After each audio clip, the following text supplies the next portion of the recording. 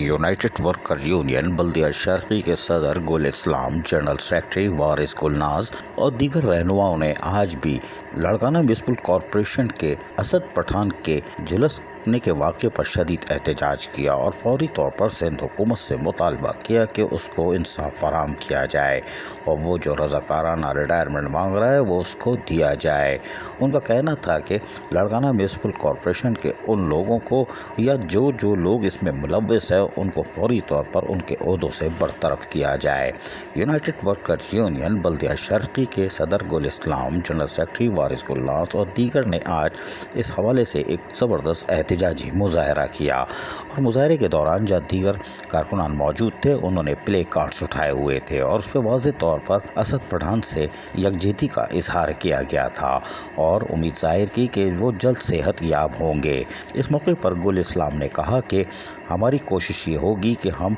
सिंध की धरती के एक एक बल्दियाती मुलाजमीन का जहाँ तहफ़्फ़ुज़ करने की ज़िम्मेदारी अदा करते चले आ रहे हैं वहीं पर असद पठान को इंसाफ दिलवा कर रहेंगे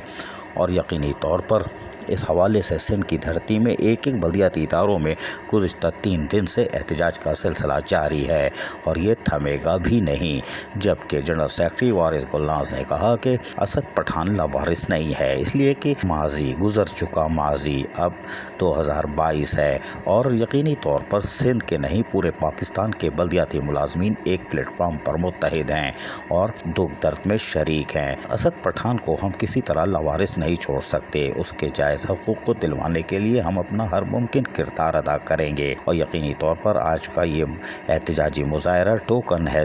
हम सिर्फ टोकन एहतजाज कर रहे हैं। अगर उसको इंसाफ नहीं मिला तो फिर दमादम मसअलंदर होगा। अजीज़ आरिफ, KBS बल्दियाती न्यूज़ कराची।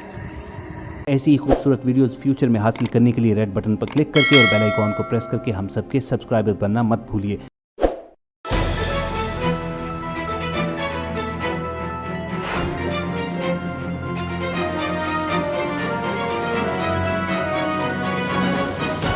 KBS बल्दियाती न्यूज़।